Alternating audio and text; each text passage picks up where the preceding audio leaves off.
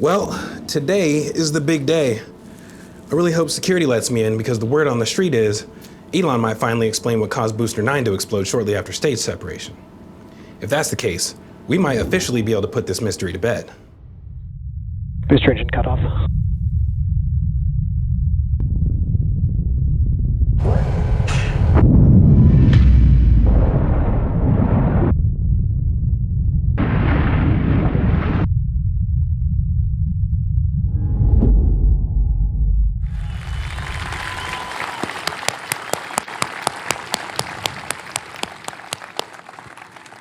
So flight 2 actually almost made it to orbit.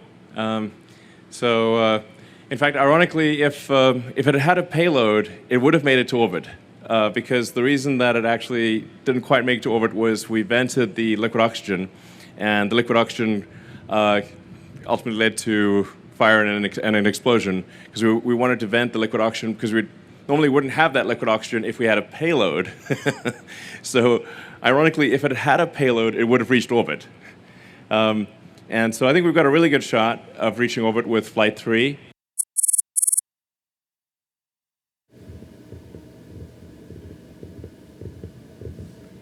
You know, I've been sitting here thinking about Elon's Starship presentation for several weeks now, and I still just can't help but to be slightly disappointed. I mean, don't get me wrong. Even though I'm pretty positive there was some important information missing from his explanation, it was really awesome learning why Ship 25 failed to reach orbit. It seems like SpaceX is confident that they'll finally be able to test re-entry on the ship this time during the third flight test. But the part I can't get over is that E completely forgot to mention Booster 9.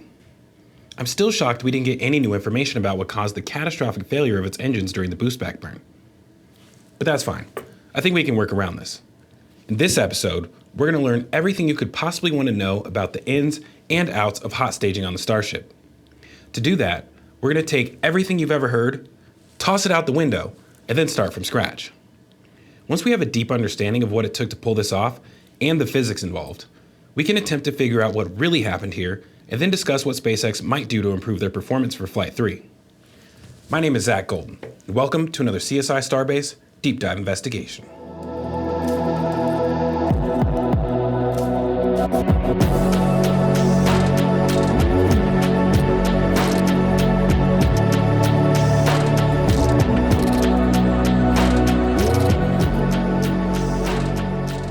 Hey everyone, thanks for joining us. In part one of this deep dive investigation, we analyzed each of the critical design changes that helped SpaceX increase the reliability of Super Heavy following the first integrated flight test of Starship. This included doubling the protective shielding for the outer 20 Raptor engines and drastically increasing the size of its onboard fire suppression system, making it 15 times larger than it was originally designed to be. These upgrades resulted in a dramatic improvement for Booster 9, which performed amazingly during the ascent phase of flight. For part 2, my original plan was to examine every noticeable change to Ship 25. While working alongside the Ring Watchers for months leading up to the launch, we accumulated a large list of items to go through. But then I realized that I could probably spend at least a full hour just covering the single most important upgrade made to Starship in the last 2 years. As most of you are aware, SpaceX ditched their original plans for initiating stage separation using some sort of goofy kickflip maneuver, and instead adopted a far more aggressive approach. Of course, I'm referring to hot staging, which is when you ignite the second stage engines while it's still attached to the booster. While this did sound crazy at first, it was not exactly a novel concept. Hot staging had already been performed successfully for decades on rockets like Russia's Proton M, various versions of China's Long March, and the American Titan II used during NASA's Gemini space program. Even so, the decision to make this change is one that I've found incredibly interesting ever since it was first announced. Almost every major modification made to Starship, Super Heavy, and even Stage 0 that we have tracked over the past 4 years have been a direct result of testing or performance data identifying a need for it. That was the case for pretty much every topic we discussed in part 1. But during the first integrated flight test, the ship didn't survive long enough to reach stage separation.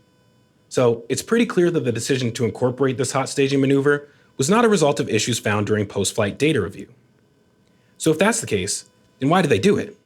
Well, as Elon put it, the overall goal is to never stop thrusting. By doing so, Starship should be able to increase its payload to orbit capability by 10%. That's nearly 10 tons of additional payload, so this is a pretty big deal. With the orbital launch mount expected to be out of commission for at least 3 months, SpaceX decided to fully commit to making this change before their second launch attempt. As you can probably imagine, a decision of this magnitude definitely presented some significant challenges.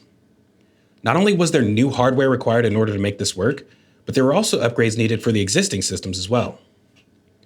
Most importantly, SpaceX engineers needed to ensure that the vehicles wouldn't completely destroy themselves in the process of executing this stage separation maneuver. Accomplishing this in the time available required a ridiculous amount of logistical coordination between the teams responsible for Starship, Super Heavy, Stage 0, and structural verification testing. If any of these teams failed to complete their tasks on schedule, it would have resulted in significant delays for IFT-2. So, as I said in the opening, today we're going to discuss the major design considerations that had to be addressed in order to pull this off. After that, we will do an ultra-deep analysis of where things may have gone wrong for Booster 9. Thanks to several months of hard work from 3D forensics agents Chameleon Circuit and Ryan Hansen Space, we have more than 100 renders and animations to help us visualize these topics along the way. I want to apologize in advance for the length of this episode, but this is a lot of information that you won't get anywhere else. In case you need to circle back and rewatch certain sections, we've broken down the timeline by chapters as always. So with that, let's get started. One of the most important design constraints for hot staging is making sure that upon second stage ignition, there is a sufficient amount of space for the exhaust gases to escape through the vents on the inner stage. If there isn't enough open surface area through the vents to allow for the proper mass flow rate of exhaust, the gases will become trapped. This rapid buildup of gas can result in an overpressure of the inner stage. As you can imagine, this would have dire consequences for both the ship and booster and would likely result in the complete destruction of both. So, this was the first issue that SpaceX engineers had to tackle. On May 25th of last year, the first hot stage ring Pathfinder was spotted moving around the Starbase production site. This footage from Lab Padre was one of the only times this initial prototype was photographed out in the wild, which led to a lot of speculation about its purpose. I should note that at the time, there was another mystery ring section floating around the production site, so we weren't certain what either would end up being used for. Elon's announcement about their intention to hot stage the Starship didn't come until another month after this Pathfinder was produced. This design featured 6 groups of cutouts in a semicircular pattern. For each group, there were 14 vertical supports to help maintain structural integrity of the ring. If you've been following this channel for a while, you know that we were initially expecting the next step to involve adding vertical stringers onto the exterior of the ring for additional reinforcement. But this ring section ended up being scrapped shortly after. On July 20th, 2 months after the initial Pathfinder was produced, the next version of the hot stage ring finally made its appearance at the ring yard. Luckily, Starship Gazer happened to be on site to grab a few shots before this test section was later scrapped as well.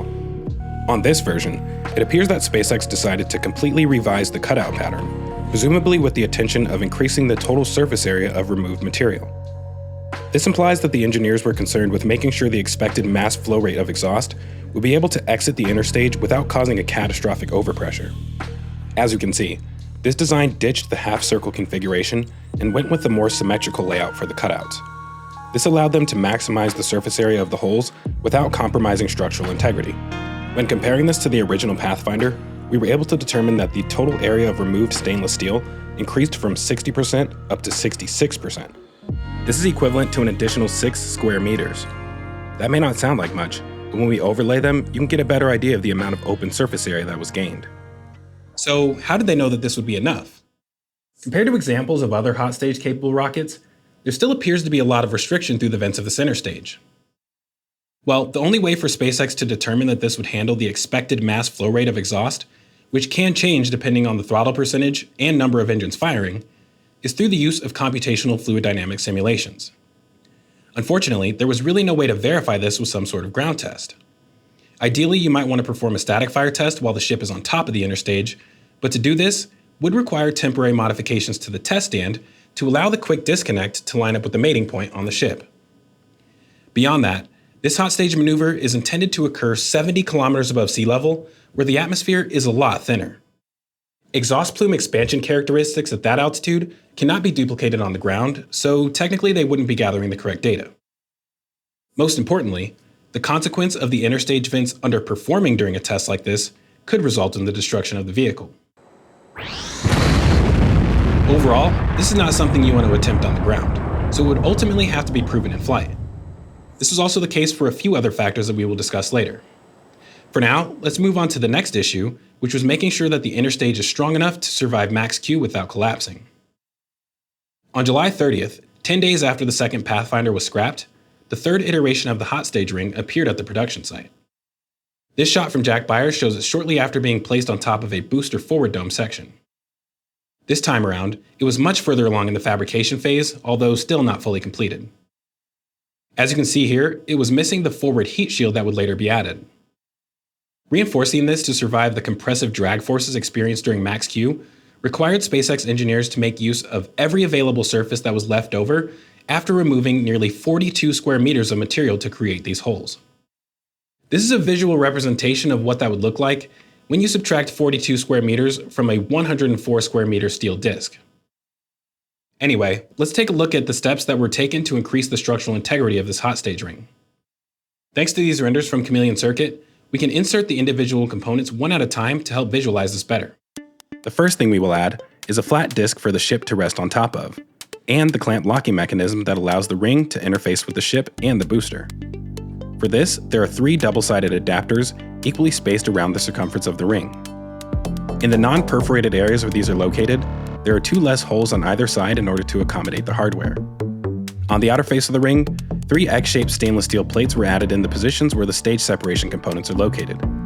These plates are commonly referred to as well doublers or superstringers and are used to double the thickness of material in these areas. The diagonal supports help the ring resist torsion forces that could cause the locking mechanism to bind up.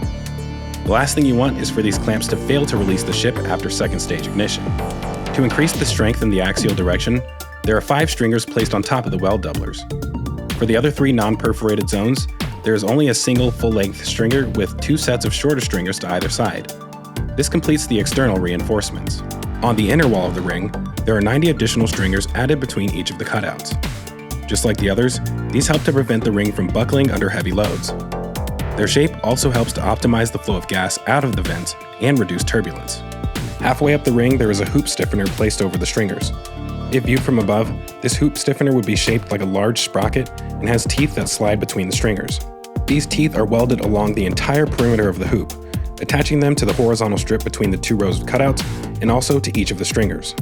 This hoop stiffener adds additional strength in the radial direction and helps prevent the ring from flexing or collapsing inwards. Following this, triangular gusset plates are added between the inner wall and the disc on top of the ring to reinforce the ship's mounting surface. Additional triangular gussets are added to the bottom of the ring.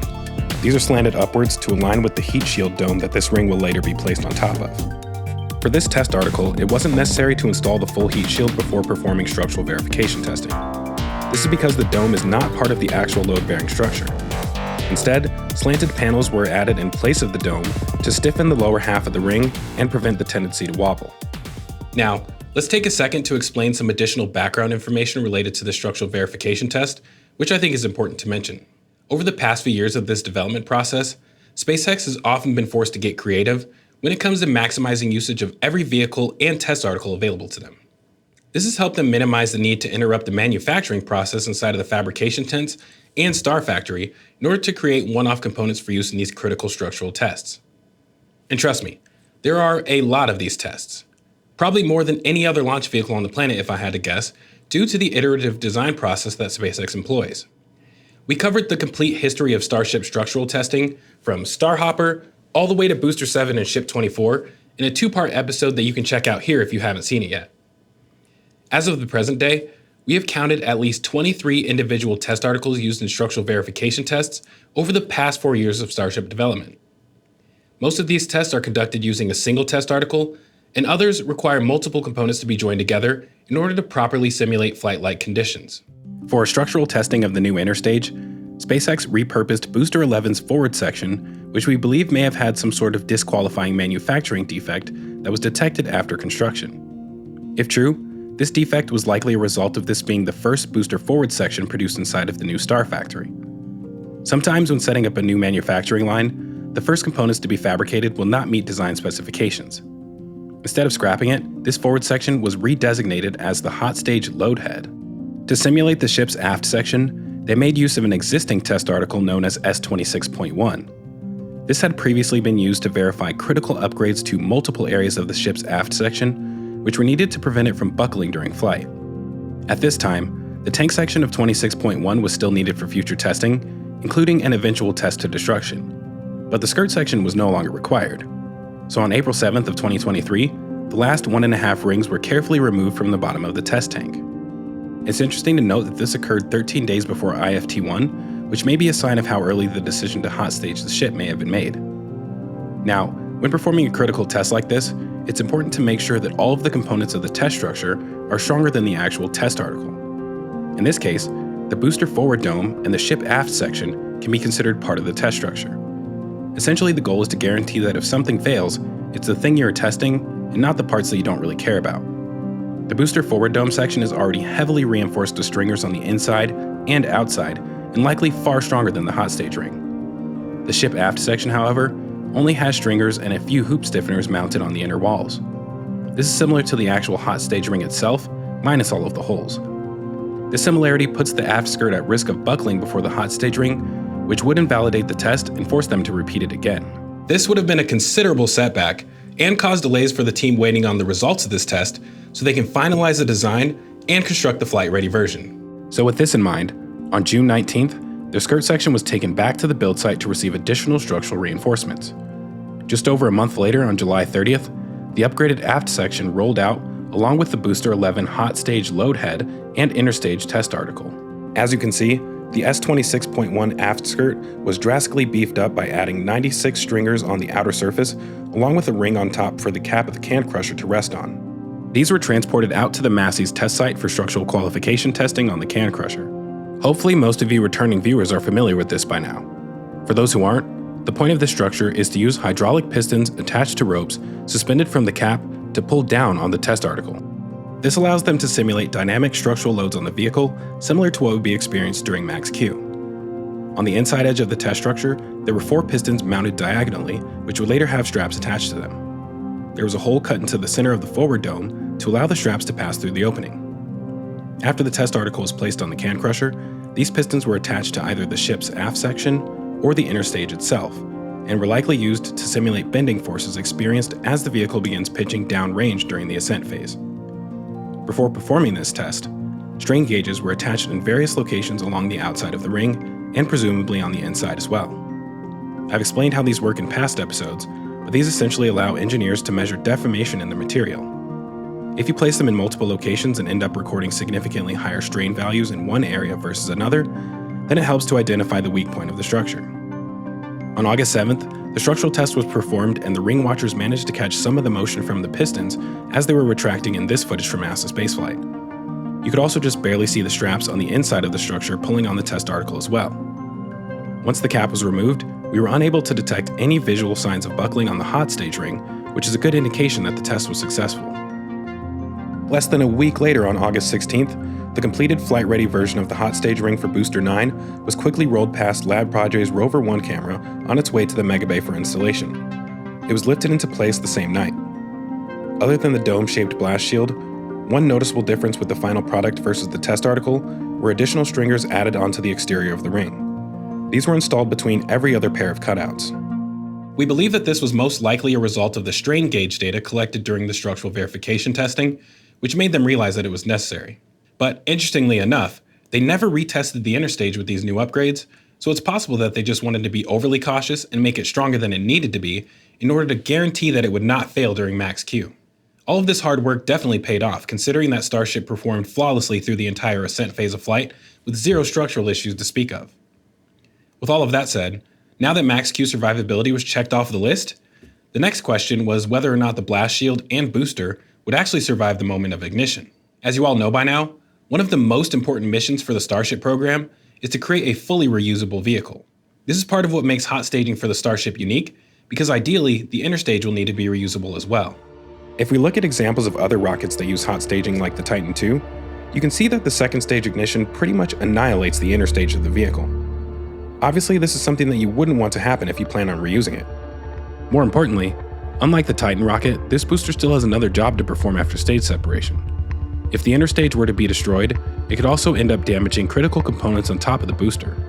The avionics computer, grid fin motors, and various sensors and valves on top of the dome would be among the items that need to be protected in order to ensure that the booster is able to maintain control during re-entry and landing. So, needless to say, this heat shield has a pretty important job. Not only does it have to survive a point-blank shotgun blast from 6 extremely powerful engines, but it also has to effectively redirect the exhaust plume out of the inner stage. The most effective way to redirect the plume is with a rounded or cone-shaped dome. But as you can tell, there isn't enough room down here for that to work, so the cone has to be truncated to allow for enough clearance for the sea-level engines. To compensate for this flat dome, the center engines are gimbaled outwards prior to ignition in order to redirect most of the exhaust flow onto the slanted surface. Relying on the slope of the dome was not going to be enough to prevent the blast shield from collapsing downwards. So a massive amount of reinforcement was needed to enable it to withstand the intense pressure created by the engines. Let's take a look under the hood so you can see what I'm talking about here. At the top of the dome, there are 2 concentric circular frames with 12 I-beam supports attached between them. These are used to support the flat surface. Outside of the central frame section, there are 24 I-beams used to support the slanted surfaces of the dome. We believe this frame may be constructed first, and once it's complete, the dome is lowered on top of it. This is a pretty massive amount of extra reinforcement and should prevent the dome from caving in under the force of the 6 engines. An interesting observation here is that the welds that join the 24 beams to the bottom of the dome are clearly visible when we look at them from below. But when viewed from above, you can't see them on the outer surface at all. Typically on 4mm stainless steel, we will always see weld marks penetrating through the tank walls. The only weld marks visible here are the ones used to join the sloped panels together. The fact that we can't see any from the supporting framework may be an indication that this dome is significantly thicker than the average 4mm stainless steel panels used pretty much everywhere else on the vehicle. There is no way for us to verify this, but it's possible that these panels could be anywhere from 6 to 12mm thick. If I had to guess, it's probably on the upper end of that range. This makes sense because the top surface of this dome will experience a decent amount of ablation once the 6 Raptor engines are activated. Even though the stage separation event only lasts for a few brief moments, the surface of the shield will likely end up glowing red hot after the interaction with the exhaust, as depicted in this animation from SpaceX. During this time, the 6 individual exhaust plumes will act like massive cutting torches, sending showers of glowing steel particles flying in every direction out of the vents. You can actually see this very clearly when you look at the tracking footage from stage separation. Notice that at this altitude, the actual flames in the exhaust plume from the 3 center engines on the booster are no longer visible. But as the 3 vacuum Raptors on the ship ignite, followed shortly by the center engines, you can see the sparks flying out of the inner stage. This tapers off as soon as the plume is no longer interacting with the forward heat shield.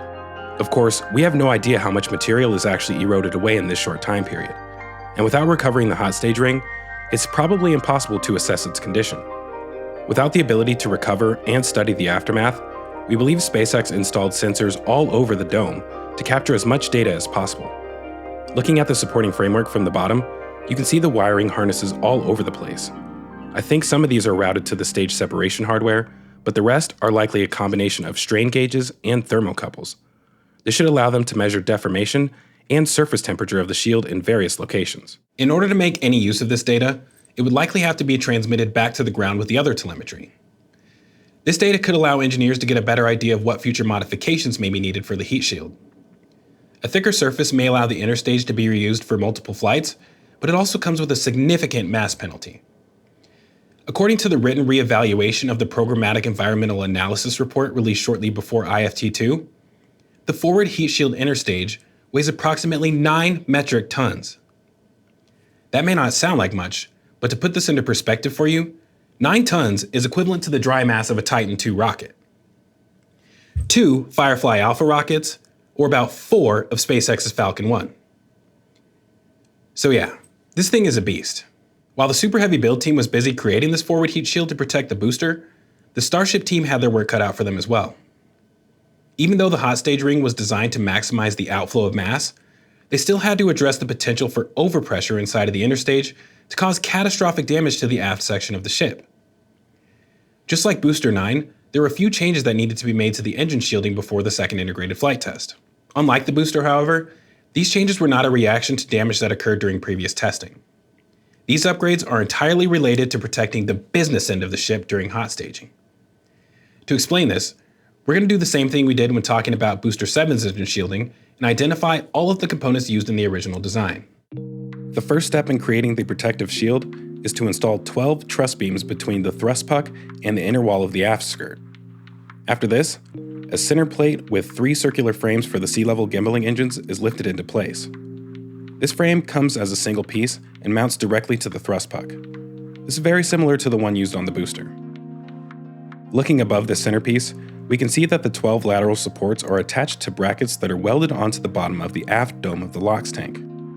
On the other side, they are welded to the wall of the skirt. As with most 4mm ring sections, these welds are visible from the outside of the ship. That may seem like useless information, but you'll understand why I mentioned it here in a minute. After the support frame is fully installed, the 3 center engines can be mounted to the thrust puck. This time around, we're not going to explain the individual components for the center engine shielding, because it's identical to what is used on the 13 gimbaling engines for the booster, which we talked about in part 1. Next, the 3 RVac engines are lifted into place and mounted onto the slanted aft dome. Just like the outer 20 engines on the booster, these also come with the panels pre-installed above the engine nozzles. This shield is bolted onto the framework that we mentioned in Step 2. Back when they were first installed on Ship 20, the RVacs had enclosures around the power heads of the engines, but as far as we can tell, these were done away with on all subsequent versions of the ship. So these RVacs are basically the only engines on either the ship or the booster that are not contained inside of isolated enclosures. Finally, the last remaining step is to install all of the flat panels that make up what we will refer to as the false ceiling. There is a single access hatch that gives crews access to the aft end cavity above the false ceiling. In this aft cavity, there is a ton of open space that allows the crews to easily work up in this area if any maintenance is needed. Inside of this aft cavity, there are a lot of important components that need to be protected. This includes the actuators for the aft flaps, the pipework running to the back of the ship QD, the hydraulic power unit for the thrust vector control system, a battery pack likely for the aft flap motors, and a ton of pipework and electrical cables on top of the insulated aft dome and around the walls of the skirt section. In my opinion, it seems like the purpose of this false ceiling was primarily to protect these sensitive components during static fire tests. The reason for this is because the ship is insanely close to the ground while it's sitting on the test stand.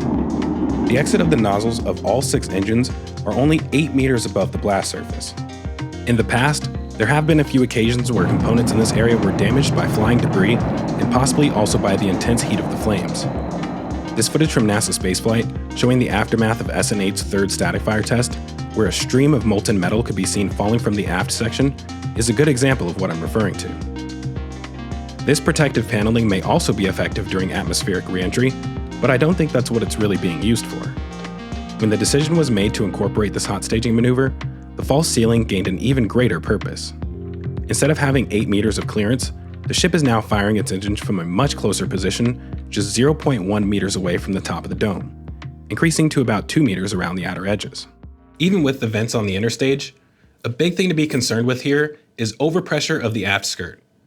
When the ship ignites its 3 RVac engines inside of this confined space, there will be a pretty massive pressure increase. This increase in pressure, combined with the thermal loading, could result in serious damage if the ceiling were to collapse inwards. In order to avoid such damage, SpaceX engineers knew that they would need to further reinforce the false ceiling and create a more robust heat shield. You may have heard this mentioned by the commentators during the IFT2 live broadcast, although they didn't really go into much detail. Luckily, we're going to walk through those upgrades now. Once again, I'm going to put an emphasis on the timeline of all of these events, since I want you all to appreciate the logistical coordination that was required to pull this off as quickly as they did. Keep in mind that this idea was in the works for at least 2 weeks prior to the first integrated flight test. But it wasn't until 2 months after IFT1 when Elon first announced that the Starship would begin using this hot staging maneuver for stage separation.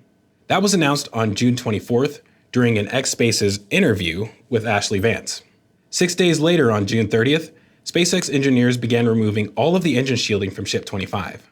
Most of the ceiling panels were tossed in a pile as if they were being scrapped, which made it pretty clear that these were probably not going to be reused. It took a while before we started to see anything suggesting an upgrade to this shielding, which may be due to the fact that SpaceX engineers were likely still in the design and fabrication phase at this point. We will come back to this in a second, because while we were waiting for this upgrade, another important event occurred. This took place on the other side of the facility at the rocket garden. For the better part of 5 months, Ship 26 had been resting on top of the engine install stand, receiving its 6 Raptor engines. During this time, it was constantly under support of a mobile crane that had been temporarily stationed at the rocket garden. This is for safety reasons because while unpressurized, there was a risk of the ship collapsing under its own weight. But on July 14th, something unexpected occurred. Sometime during the night, all work on S-26 came to a sudden halt, and the tanks were quickly sealed shut. The LR-1750 detached from S-26 and moved over to Ship 27. By the morning, the crane was supporting it from above. For those of us who watched this stuff pretty closely, we knew that this was probably not a good sign. 6 days later, on the morning of July 20th, crews were spotted using a cutting torch to separate the top half of the ship from the tank section, and by the time the sun came up, Ship 27 had been completely decapitated. With the nose cone and payload section removed, we were able to get a good look on the inside of the methane tank, thanks to a well-timed flyover from RGV Aerial later that day. Looking at the common dome from above, it immediately became clear why the ship had to be scrapped. As you can see here, the common dome seemed to have imploded and was now partially crushed. Now, we aren't going to go into too much speculation about why this occurred, but what we do know is that there's really only one way for this to happen. This was a result of a large pressure differential between the liquid oxygen and methane tanks.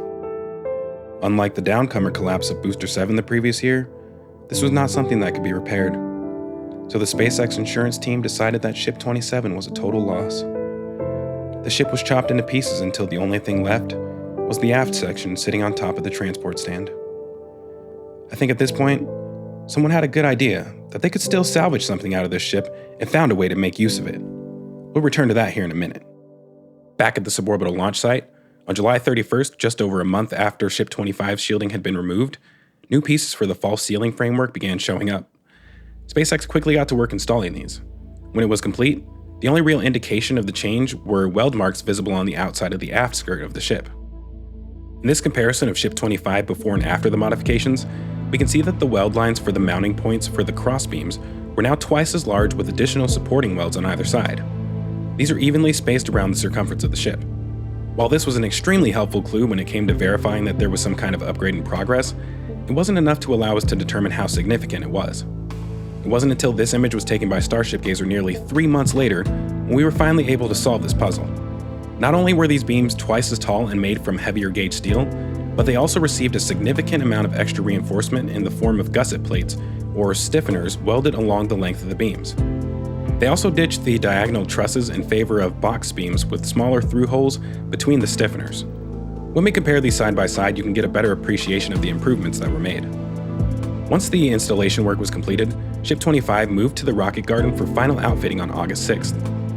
In order to make room for 25, Ship 27's aft section was moved to the build site and placed outside of Tent 3.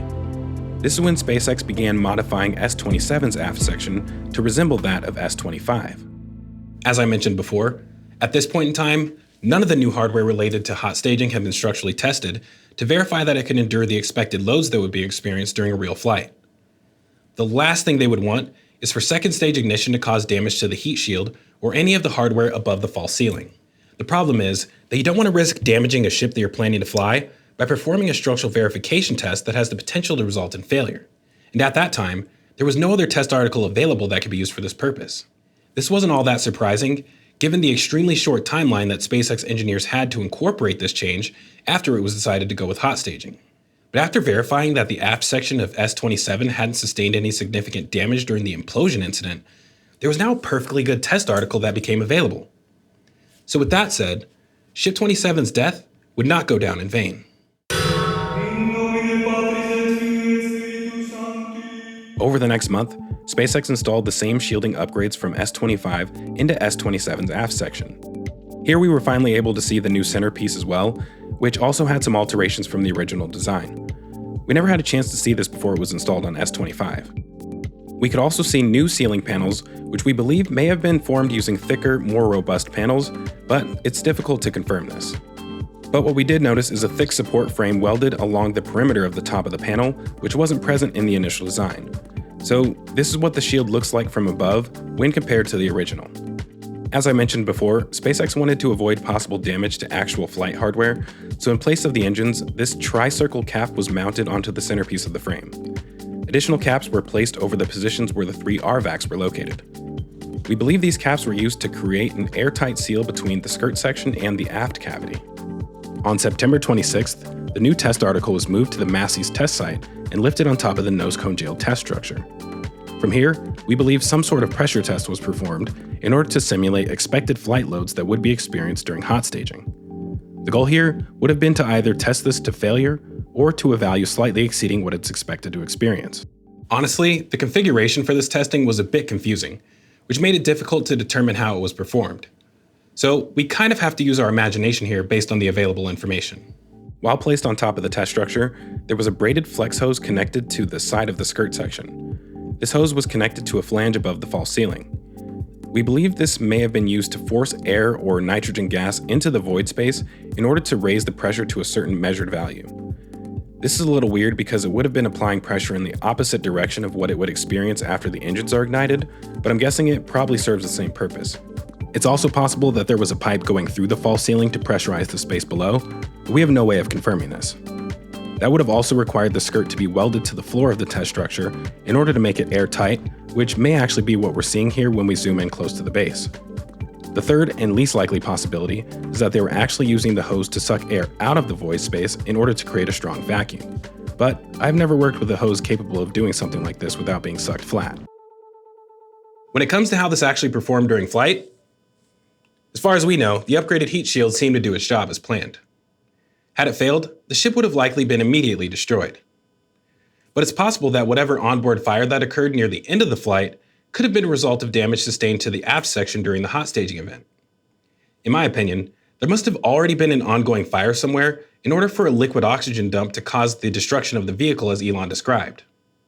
Although, unless we get more information about this, I think it's safe to call the upgraded heat shield a success.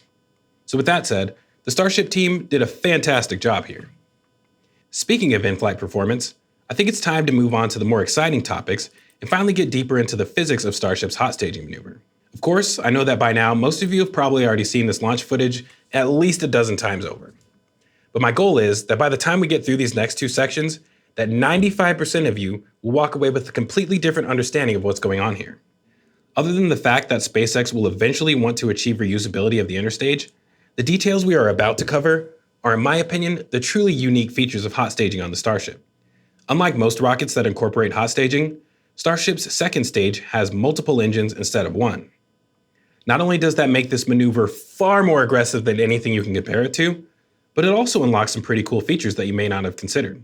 Let's start off by examining the differences between how stage separation and boost back is performed on the Falcon 9 versus the Starship. Besides the obvious, there are some very important details to note here. As I go through this, try to pay attention to the timing between each of these individual events.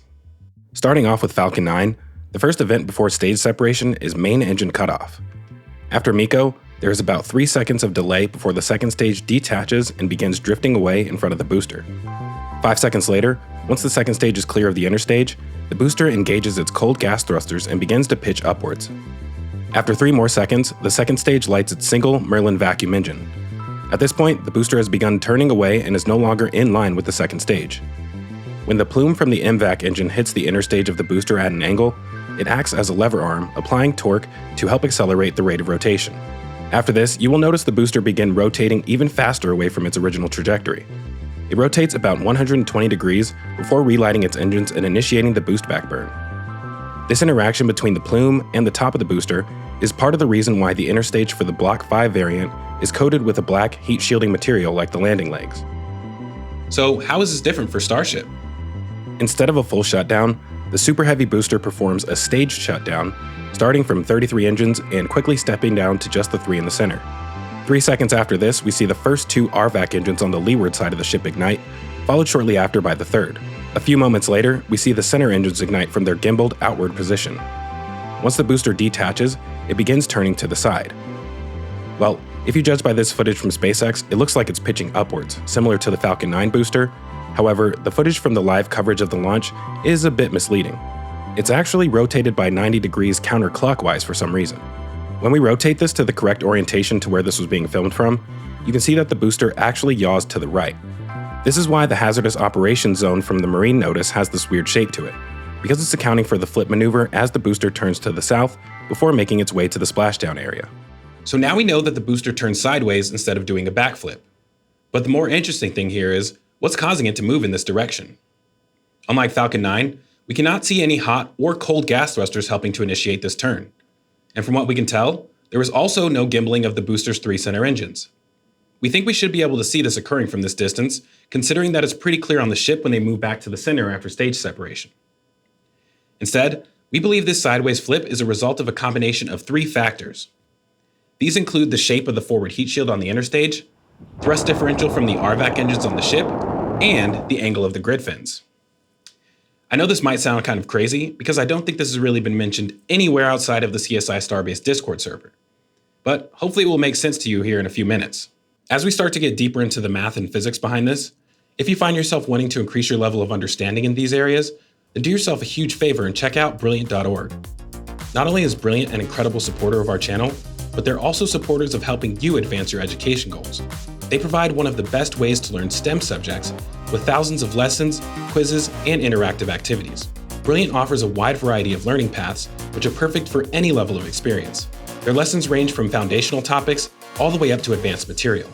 Instead of simply teaching you how to memorize formulas and equations, they help you to build your natural intuition in these subjects so your understanding becomes second nature. Because these courses are self-paced and available on all devices, you're able to complete each lesson on a time frame and device that suits you. Personally, I love breaking out my iPad during my downtime and reviewing topics that I've previously learned but have since become rusty in. It's been extremely helpful for these episodes, especially when I plan on discussing math or physics-related topics like the ones we are about to jump into. All it takes is a little bit each day, and you will quickly begin boosting your analytical, critical thinking, and problem-solving skills more than you can imagine. If you're like me and enjoy solving problems interactively through hands-on training, then give it a try for free for 30 days. Just head to brilliant.org/CSI Starbase, which you can find in the description below. As an added bonus, the first 200 of you to click on this link will get 20% off the annual premium subscription. Thanks again to Brilliant for supporting this channel. So, when we look at the forward heat shield from the side, you can see that the dome has a slope of about 40 degrees. When the hot gas exits downwards from the nozzles, it's immediately deflected outwards parallel to the sloped surface. As the downward momentum of the plume is transferred to the dome, it exerts a force perpendicular to the surface. This reaction force is called the normal force. From here, we can draw a line between the origin of the normal force and the center of mass of the booster. I'm using a miniaturized booster here, but this one has a lot of weight on the bottom, so we're going to put the center of mass really low. This line represents the radius of curvature around a pivot point located at the center of mass. Now, if we look at the angle between this line and the normal force, then we can break that normal force down into 2 components. The first acts in the radial direction, pointing towards the center of rotation. This radial force will push the booster backwards in that direction. The component that acts perpendicular to the radius of curvature line is the tangential force. This force creates a torque around the pivot point, which causes the booster to rotate in the opposite direction of where the gas is being redirected. So now, when we look at this from above, let's consider 3 different scenarios. In the first case, 3 RVacs ignite at the same time and all have equal throttle. In this situation, the torque from all 3 angles will cancel each other out in the center and the booster will be pushed straight backwards. Next, we have 2 engines at 50% thrust and the third is at 100%. This time, the booster will rotate away from the engine producing the greatest amount of thrust. In the third scenario, there will be 2 engines at higher throttle. In this example, the engines I'm choosing represent the 2 on the leeward side of the ship. Remember, the ship is turned on its side with the tiles facing south at the time of stage separation. These engines were the first to ignite as shown in the live telemetry. We are making a big assumption here that if these 2 engines start up first, then they will also begin to ramp up earlier than the third engine. If this is the case, then that will push the booster in this direction. We believe this brief period of thrust differential is enough to initiate the flip maneuver. But this happens so quickly that it's probably imperceptible when viewed at real-time speed.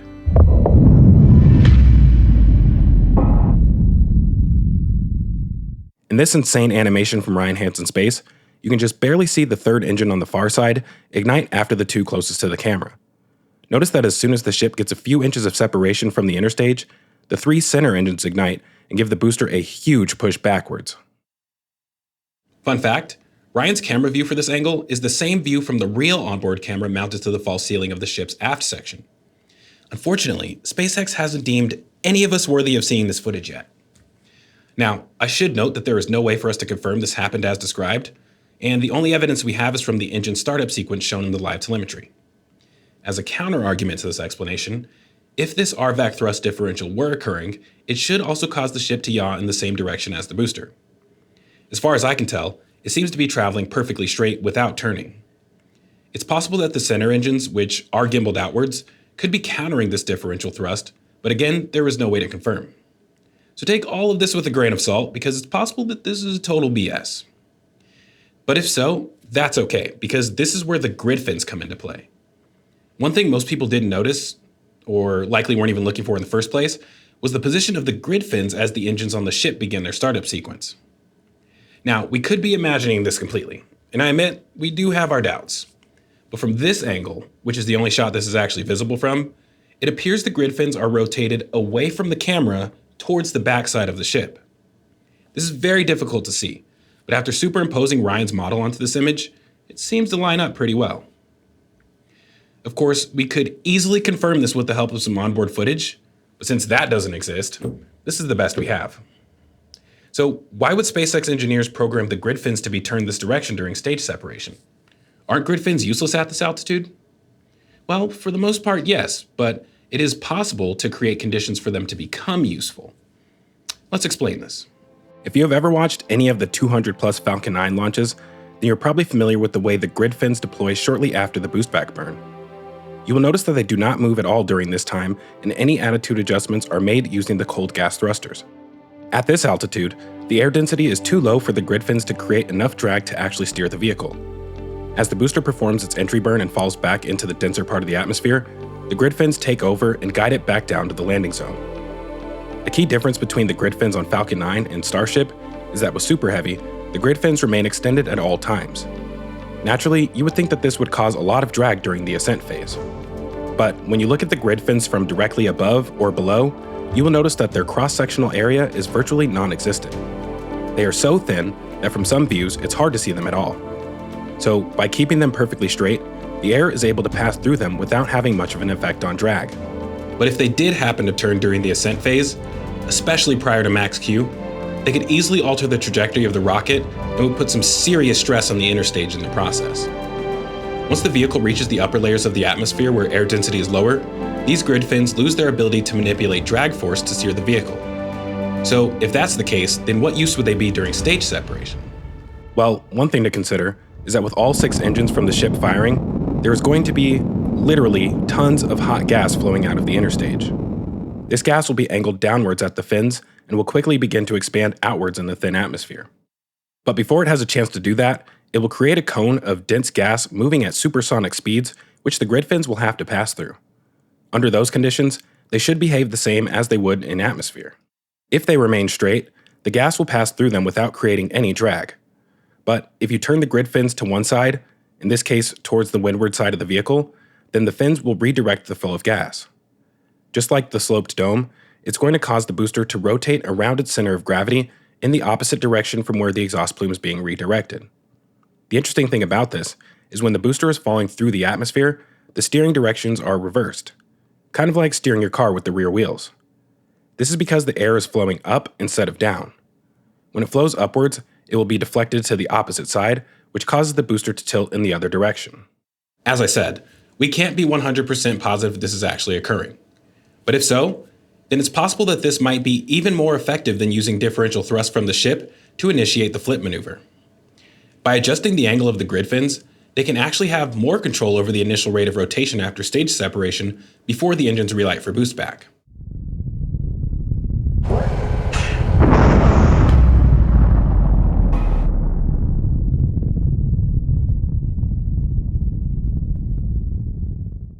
If you've learned something that you didn't know before today, then do us a favor and subscribe to the channel if you haven't already. Our goal is to finally reach 100,000 subscribers, and according to YouTube statistics, we might be able to accomplish this in a single episode with the help of less than half of returning viewers to the channel.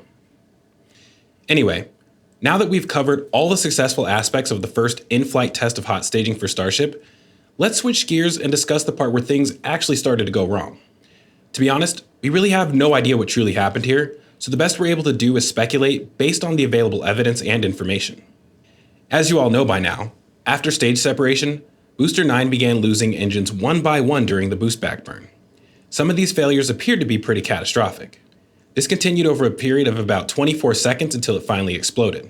Before we get into the more complicated bits of speculation, let's start by addressing the simplest explanation for what may have happened here. After MECO, there was just under 10 seconds before engine relight on the Super Heavy. This is extremely fast. By comparison, boost back on the Falcon 9 takes nearly 16 seconds to begin after shutdown. That's nearly 38% faster for the Starship, although I think their eventual goal will be to reduce this time even further. SpaceX has been observed testing this rapid relight of Raptor engines on multiple occasions at their test facility in McGregor, Texas. On average, reignition occurs about 8.7 seconds after shutdown. In some of the footage from NASA spaceflight, we can see a few examples of where this doesn't work out so well. But there was an equal number of successful attempts. Clearly, there were enough successful attempts for them to have the confidence to do this in flight. But one thing I've noticed is that this relight burn never lasted for more than a few seconds, which seems a bit odd. These are definitely not long enough to simulate a full boost back burn. I'm sure they have successfully conducted longer duration tests, but I wasn't able to dig up any footage. And keep in mind that each of these videos are from the end of 2022, so if there was an overall Raptor performance issue, it probably would have been fixed by now. Either way, no matter how well any of these tests went, IFT2 was the first time SpaceX ever performed an integrated relight of 10 engines at the same time. It's possible that there are still some bugs to work out when it comes to maintaining healthy engine performance after restart. The problem with this theory is that a performance issue related to rapid engine relight wouldn't explain why the center engine that never shut down was the first to be lost during the boostback burn. So we definitely need to consider other possibilities here. But before we do that, we actually need a little more background info. Those of you who follow CSI Starbase on X may remember some homework that I assigned y'all a few months ago. This was related to a phenomenal article by the Ring Watchers that detailed the inner workings of the propellant distribution system for the Super Heavy booster. If you read that article, then that should make this next part a bit easier to follow.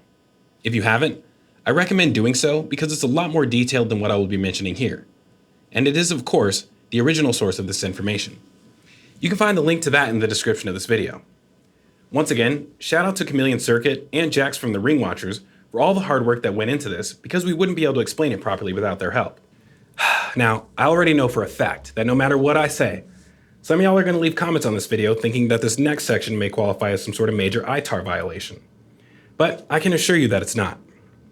In my opinion, it's nearly impossible to speculate on internal damage to the booster unless we all have a common understanding of how the propellant distribution system is designed.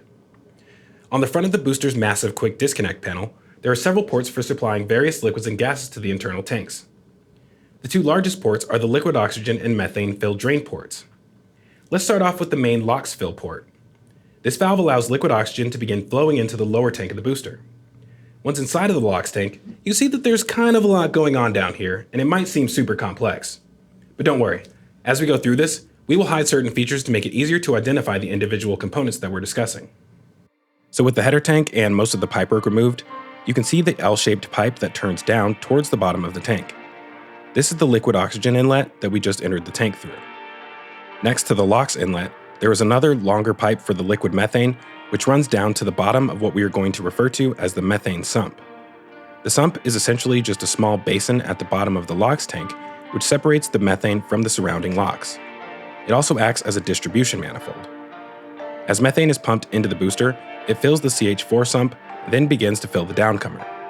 This downcomer is pretty massive, so it takes a rather large amount of fluid to fill the downcomer tube before it finally reaches the methane tank. At the very bottom of the sump, there are 3 pre-valves that control the flow of liquid methane to the inner group of engines. These valves pull from the lowest point of the sump, which is necessary because these 3 engines are the ones that will be used during the end of the landing burn when the booster has nearly consumed all of its fuel. The remaining 30 engines have pipes routed outwards from the wall of the sump. There are 2 rows of holes on this manifold. On the bottom row, there are 10 pipes that feed the ring of 10 gambling engines. These turn downwards and connect to the bottom of the thrust puck. Looking at this from above, we can see that the pre-valves for the 10 boostback engines are mounted on the inside wall of the sump. In the second row of holes on the manifold, there are 20 pipes which extend out to the inner wall of the aft dome. These are used to supply methane to the outer 20 boost engines. The pre-valves for these engines are located just outside of the dome. You can see that a little better in this side profile view. The position of these valves is pretty important, and I will explain why in a few minutes. There is a lot more I could cover here. But as far as what's relevant for this discussion, this completes our explanation of the methane distribution system. Before we get into the liquid oxygen side of things, let's quickly address one of the more popular theories that you may have heard. Could the rapid shutdown of 30 engines on the booster have caused a massive water hammer effect inside of the methane downcomer, resulting in catastrophic damage to the pipe? I think this is a really good question, because with 33 engines operating at full thrust, the methane will be flowing through this tube at a shockingly high rate. When the engines shut down, the immense downward momentum of the fluid column will be brought to a sudden halt, creating a surge in pressure inside of the downcomer. This is often compared to a train running into a brick wall, although I think that may be a bit of an exaggeration. The lower portion of the downcomer inside of the landing tank is significantly reinforced with external ribbing as a result of a previous incident. The longer portion of the tube that stretches from the top of the landing tank to the bottom of the methane tank has external ribbing as well, but this type of reinforcement serves as a protection against the opposite type of problem. If the resulting water hammer is severe enough, the surge in pressure would not collapse the downcomer, but would instead cause it to rupture along one of the weld lines. Most likely, this would be the weld that joins the downcomer to the landing tank, or the one for the common dome. Either way, preventing this type of damage is the main reason why the engine shutdown sequence is staggered during MECO. Shutting engines down in groups of 5 allows the outflow of liquid to be slowed gradually instead of instantly coming to a hard stop. This shutdown sequence is tested during every booster static fire, so they definitely had a good idea of what to expect. Now, it's true that these static fires are never performed at full throttle, so this was probably the highest volumetric flow rate of methane that they have ever had to bring to a halt. I still don't think that this was very likely to be an issue, but if we do notice an extended shutdown sequence on Flight 3, it could be a sign that there was possibly some truth to this theory. Anyway, let's move on to the liquid oxygen side. The LOX distribution is arguably the more complicated system because there are different pathways depending on whether the booster is in the ascent phase, performing its boost back, or in landing mode. This time around, we're going to step through things in the reverse order, starting with the outer 20 engines. As mentioned before, these are only active during the ascent phase. Unlike the liquid methane distribution, which supplies liquid from the sump, the liquid oxygen for the outer 20 engines is able to pull directly out of the liquid oxygen tank. For these engines, the pre-valves are mounted directly to the inner walls of the aft dome. On the outside of the dome, there is a small curved pipe that turns down to the mounting points for the outer 20 engines. After most engine cutoff, or MECO, we no longer have to worry about these engines because they will not be restarted once they are shut down.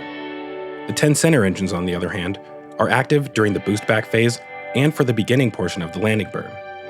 During the ascent and boost back phases of flight, the center ring of 10 engines will pull from these 10 valves located near the bottom of the LOX tank, just outside of the thrust buck assembly.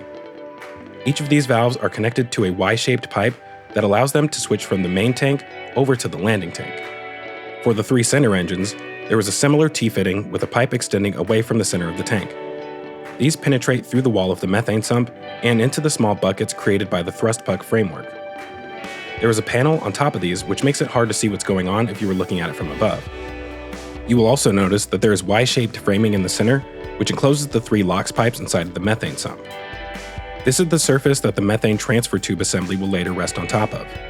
You can see that there are 3 holes penetrating through the head of the transfer tube, which allows the 3 LOX pipes to pass through. These pipes allow the fluid to be pulled from the bottom of the 3 buckets located at the lowest point in the landing tank.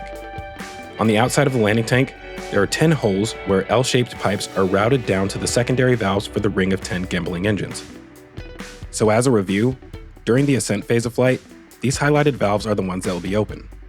During boost back, the outer 20 are closed, while the 10 center engines continue to pull from the main tank. After boost back is completed, these valves are shut, and the ring of 10 engines, as well as the 3 center engines, will begin pulling from the landing tank. Alright, now that we have all of this important background info out of the way, we can finally address the remaining speculative theories about what led to the demise of Booster 9. One thing that everyone who's looked into this seems to agree on is that the violent force of the ship's engines acting on the front of the booster resulted in a period of negative acceleration. Negative Gs are undesirable for liquid-fueled rockets because it can cause sloshing of the liquid inside of the tanks. Under extreme conditions, the liquid may actually separate entirely from the bottom of the tank. Some of you may have seen this simulation from the Space Engineer channel, posted about a week after the second integrated flight test. This simulation shows the liquid in both the methane and LOX tank continuing its forward momentum as the booster is pushed backwards and flying about halfway up to the top. After the fluid is suspended in midair for a brief moment, the booster recovers its forward acceleration, causing the liquid to fall back to the bottom of the tank rather aggressively. Based on the propellant level meters shown during SpaceX's live webcast, Ryan Hansen Space estimated that there was roughly 12% fuel remaining in the booster at this time. So that's about 408 tons of densified liquid crashing to the bottom of the tanks. This is the logic behind another of the most common theories out there, suggesting that this heavy liquid crashed back to the bottom of the tanks and damaged the propellant distribution plumbing. This damaged plumbing caused the engines to begin failing one by one before the FTS was eventually triggered. Another related theory that you have likely heard is that extreme fuel sloshing in a nearly empty tank may cause the engines to begin ingesting gas bubbles. The presence of these gas bubbles would result in serious cavitation damage to the turbo pumps, and prolonged cavitation could lead to the eventual failure of those engines. Is this what we witnessed with Booster 9? Well, we're going to address both of these situations and discuss some of the physics involved, and then all of you can decide for yourself if you think any of these theories seem realistic. Let's start off by circling back to that aggressive pushback by the ship. With all of the structural verification testing that occurred leading up to IFT-2, one of the things that SpaceX was not able to test for, as we mentioned previously, was the amount of force that would actually be exerted on the forward heat shield of the booster. Just like the method used to estimate the open surface area required to vent the exhaust from the interstage, they likely ran some pretty advanced simulations to give them an idea of what to expect. But in order to truly determine how hard the 6 engines on the ship were going to push backwards on the booster, while it has 12% of its fuel remaining and 3 engines pushing it forward, they had to get the booster and ship 70 kilometers in the air and then just let it rip. These results became valuable data for them to learn from and improve performance for the next attempt on the upcoming Flight 3. Unfortunately, we do not have access to this data, but we do have the speed and altitude telemetry from the official webcast. This information alone is not enough to create a believable simulation representing the effect of the negative acceleration on the liquid inside of the tanks. Even after performing mathematical transformations to turn speed and altitude values into something useful, additional techniques are required in order to recreate the conditions as accurately as possible. Before I show the results, I want to give a brief explanation of how Ryan Hansen Space was able to produce the animations shown in the previous sections. Creating an identical match to the actual flight profiles of both the ship and booster during and after hot staging was necessary in order to gather the data needed to make this propellant simulation that we will be discussing in a few minutes. The first step of this process was capturing the frame-by-frame values of the speed and altitude from the live telemetry data. This telemetry tells us how fast the booster is traveling along its angle of attack and its altitude using the ground as a reference point. Using this information, Ryan calculated the change in altitude over time to find the velocity and acceleration in the upward direction, or the y-axis. You can also do the same for the acceleration in the direction the booster is traveling. From there, using the good old Pythagorean theorem, a squared plus b squared equals c squared, you can solve for the velocity and acceleration in the x direction, which tells you how fast it's traveling downrange. Once complete, he was left with the decomposed acceleration vectors for the x and y-axis. After this, he removed the acceleration due to gravity on the y-axis, since he was only concerned with the acceleration difference between the liquid and the booster. Both the liquid and booster experience the same acceleration due to gravity, so that can be ignored. These calculations are good for determining the initial acceleration value during MECO, but after ship ignition, the math no longer works due to the negative acceleration of the booster. Essentially, if you're solving for A using the Pythagorean theorem, you cannot use negative values for C. Unlike Falcon 9, which performs a backflip, allowing you to only worry about the X and Y directions, Super Heavy yaws away from the XY plane into the Z direction. It's not really possible to calculate the acceleration values on the Z-axis using telemetry data. Because of this, he had to switch over to visually matching the position of the booster in order to create data points for that Z-axis. This requires a common reference point with a known position. So he took the video footage and stabilized it on the ship. Knowing the telemetry data for the ship was valid, he was able to animate it moving through 3D space and then recreate the camera shot from the live stream to track the ship using the stabilized footage. With that done, he now had the ship as a known reference point in 3D space. He could then animate the booster model to match the video footage while looking through the 3D camera. Due to the ship being the known reference point, he could only get accurate data as long as the ship was on screen. This is why we only show about 9 seconds of footage in these animations, because from all of the available tracking shots, they were only shown together on screen for that length of time. Once the animation was done, he was able to extract the rotation and position from the booster model and feed that into some calculations to produce 3-axis acceleration data from the booster's reference frame. That data was then used to create a fluid simulation that would produce liquid that would move as if it was inside of the moving booster. So yeah, if you can't tell, Brian put a ridiculous amount of time and effort into making this data as accurate as possible. For the sake of not making this episode 2 hours long, this is just a short summary which only covers a fraction of the details. If you would like to learn more about the process, or just want to support one of the best 3D artists in the community, I recommend checking out his Patreon, which I've linked in the description. With this in mind, these are the results from Ryan's simulation. It begins with all 33 engines running on the booster. With a fully loaded 1,300-ton ship on top, and 12% or 408 tons of propellant remaining in its tanks, the 1,900-ton booster is accelerating at 21.8 meters per second squared. This is equivalent to about 2 Gs. After stepping down to the 3 center engines, the acceleration is reduced to 4.9 meters per second squared, or half a G. When the ship's engines push back on the booster, the acceleration drops to a peak of negative 29.1 meters per second squared, which is equivalent to negative 3 Gs. That's more than it had under full throttle from 33 engines. There's a good chance that this was a bit more than they were expecting. But when we play this in real-time speed, you can see that this period of negative acceleration only lasts for a fraction of a second. If you blink, you might miss it. So, what does this level of deceleration do to the fluid on the bottom of the tank? Is it anywhere near as aggressive as that slosh simulation I showed earlier?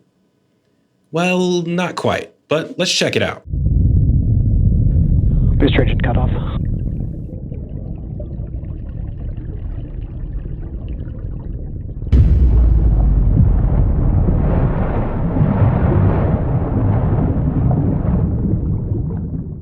Absolutely amazing work by Ryan Hansen Space.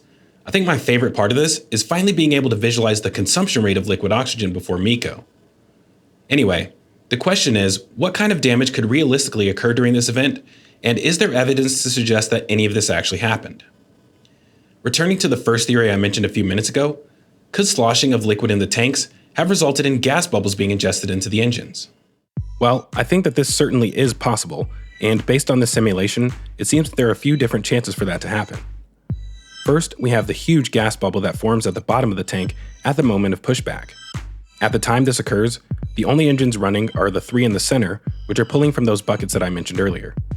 If the fluid separation at the bottom of the tank was as bad as shown here, then I would expect these engines to be affected almost immediately. But that wasn't the case. It's true that the first engine to fail was one of the center engines, but the other 2 seemed fine until the very end. Returning to the LOX tank, by the time the outer ring of 10 engines begin relighting, the fluid has already fallen back to the bottom of the tank, so they shouldn't be affected by the initial gas bubble. But as you can see, after the fluid settles, there are smaller residual bubbles circulating through the tank. Although they aren't included in this animation, we know that the inner ring of 10 engines are pulling from just outside of the thrust puck framework. It's possible that some of these bubbles end up getting sucked through the valves where they could continue on to cause cavitation damage to the engines. I'm not sure if this would be enough to actually destroy them, but that depends on how sensitive they are to this issue. You may be wondering why Ryan didn't also attempt to show the conditions inside of the methane sump and downcomer. This was partially due to the fact that we were extremely limited on time. It takes forever to simulate the fluid dynamics at the resolution needed for the downcomer. To put this into perspective, it took close to 80 hours just to compute the sim data for the LOX tank before feeding that into the animations. Beyond that, I think it's less likely for the liquid to completely separate from the bottom of the sump and splash upwards considering that it's inside of an enclosed space. And even if it did happen, the placement of the methane pre-valves inside of the sump should help prevent any issues from occurring. These valves are likely closed after MECO once the engines are shut down, which would ensure that a continuous column of liquid is trapped in the pipes. This should help guarantee a clean restart of the engines, even if there is a presence of gas bubbles at the bottom of the sump. But again, just like in the LOX tank, if gas bubbles were being ingested, we would have seen all 3 center engines affected pretty much immediately. Returning to the LOX tank, it's also been suggested that the rate of rotation during the flip maneuver caused the fluid to move to one side of the tank and then starve the engines on the opposite side. This could explain why the first engines to fail were all on the same side of the booster.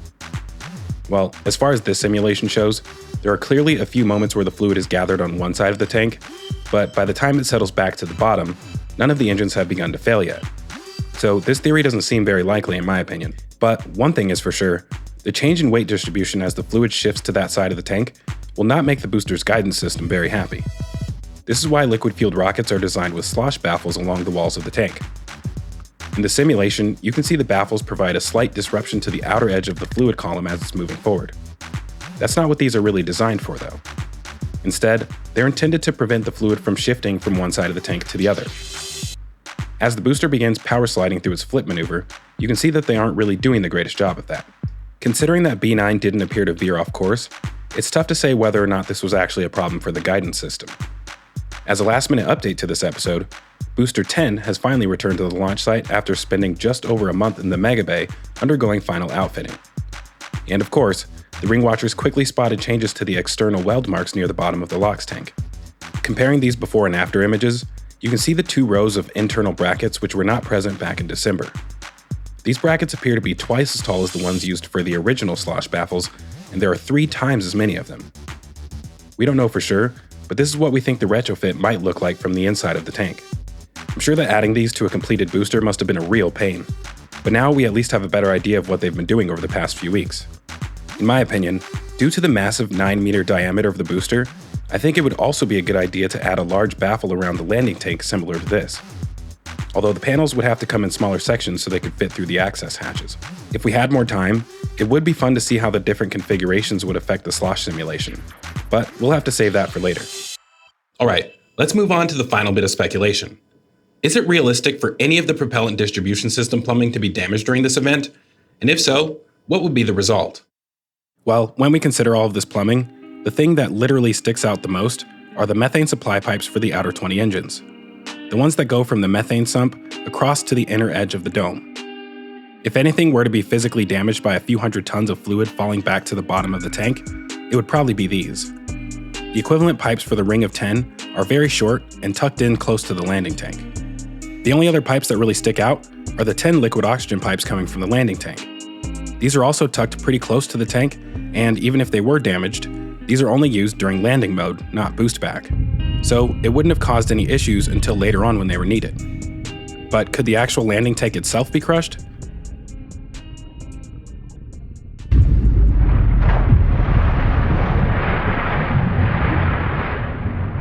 I mean, maybe. But even if it was damaged by the weight of the liquid falling on top of it, that probably wouldn't matter because this is still not used during this part of flight. Honestly, I just have a really hard time believing that there would be internal damage just from liquid sloshing around the inside of the tank like this. Beyond that, even though the simulation is a really awesome visual, we aren't fully convinced that the sloshing was anywhere near this extreme. The reason for this is because of a few important limitations of the software used to create this. According to Ryan, this is actually a water simulation and not liquid oxygen. The software does not allow for the correct liquid density and temperature to be factored into the calculations. The other thing that this does not account for is the ullage pressure created by the autogenous pressurization system. The volume of gas within the tank will push down on the liquid similar to a piston with about 5 bar of pressure. This helps to keep the liquid on the bottom of the tank. You can also think about this from the reverse perspective. The liquid oxygen will act as a piston attempting to compress the gas. This gas will compress, but by how much is hard to predict. This interaction could be enough to prevent the entire column of liquid from shifting forward, but it might still allow it to briefly separate from the bottom of the tank. And this is where we need to begin considering a completely different type of cavitation, which has kind of been staring us in the face this entire time. Like I said before, as the booster is pushed backwards by the ship, the liquid in the tank will want to continue its forward motion due to inertia.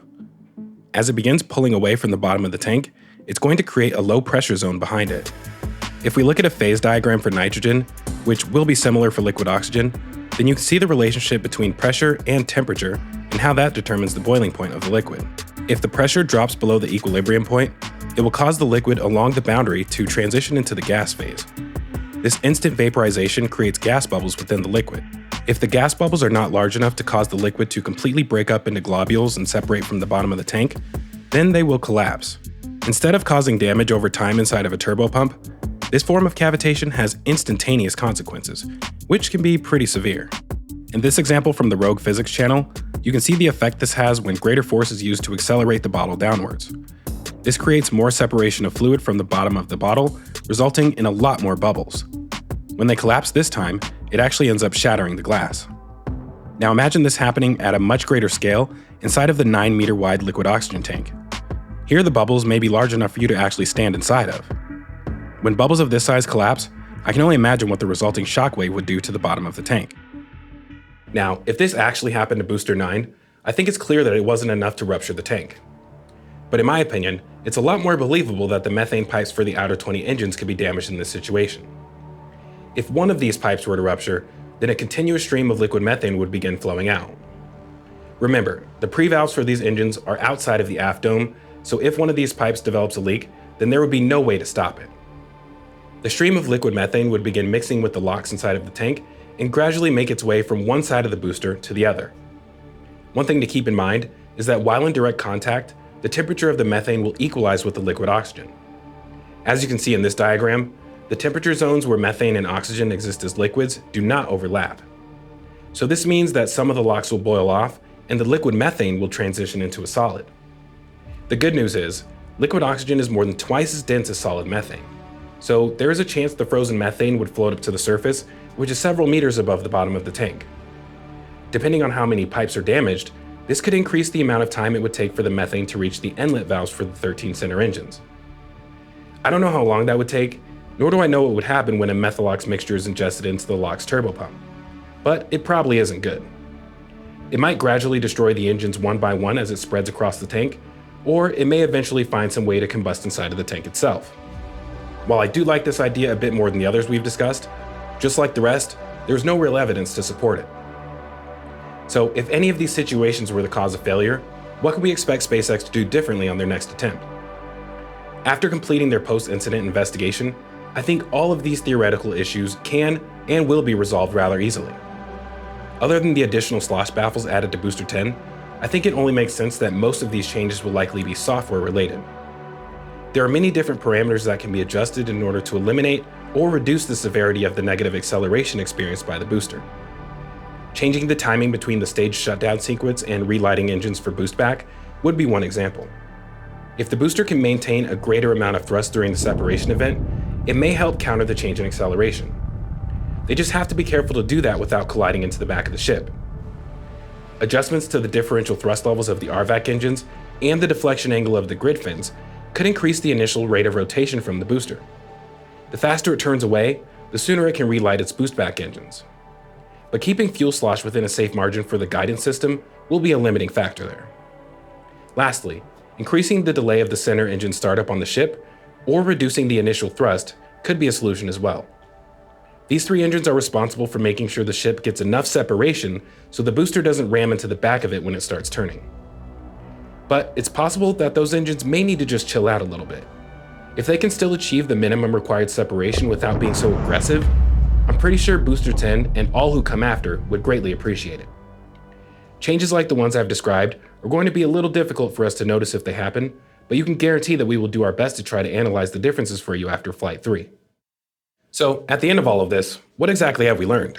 Well, not a whole lot. Wow. Come on, Jax, that's not exactly true. We've definitely gained a much better understanding of the engineering and physics involved with incorporating hot staging on the Starship. And I hope you can all appreciate the hard work that went into making this perform as well as it did on the first attempt.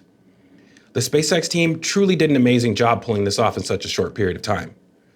But to Jax's point, usually my goal is to lead us to some sort of conclusion, whether it's evidence-based speculation or proven to be a fact. Unfortunately, I don't think we can do that this time around. Even though we were able to gain a lot more insight about the possible causes of failure, there are still too many unknowns to allow us to determine what really happened to Booster 9 on November 18th of 2023. Hopefully someday they will tell us more information about what went down, but for now, this is the best we can do. I'm sure we will all have our fingers crossed that all of these issues will be resolved on the upcoming Flight 3. A successful soft splashdown in the Gulf of Mexico will get all of us Starship fans one step closer to finally witnessing Mechazilla catch Super Heavy out of midair. In my opinion, that will be even more exciting than SN15's successful landing back in 2022. As I'm sure you can tell, especially if you're one of the folks who waited 3 months for this episode to come out, it took a massive amount of time and effort into putting this ridiculously long episode together. Far more than I was expecting when I started out with this. If you would like to support what we do here, then please consider becoming a member of the channel or a monthly supporter on Patreon.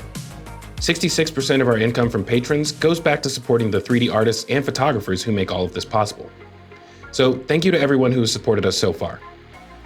On that note, I want to give a final shout out to Ryan Hansen Space, Chameleon Circuit and the Ring Watchers, and also Andy from the Starbase Sim video game for their direct contributions to this episode. A huge thank you also goes to RGV Aerial Photography, Starship Gazer, Kevin Randolph and Lab Padre, NASA Spaceflight, Cosmic Perspective and the Everyday Astronaut, and everyone else whose content was featured in this deep dive investigation.